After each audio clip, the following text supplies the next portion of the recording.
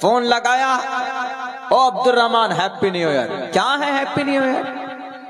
اپنی زندگی کے بارے میں سوچو کہ تمہاری زندگی اللہ نے کم کر دی ہے، تمہاری عمر میں سے وہ سال کم ہو گیا۔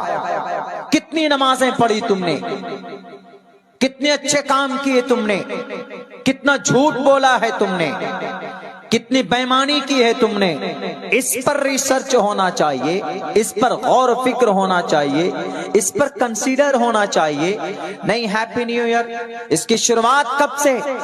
19ویں صدی میں تقریباً 1879 کو رائل نیوی جانتے ہیں، نیوی کمانڈر اور کچھ فوجی لوگ ہوتے ہیں جو سمندر میں جہاز کے اوپر رہتے ہیں، نیوی، رائل نیوی کے نوجوان مہینوں تک اپنے جہاز پر بیٹھتے اور سمندر میں جاتے۔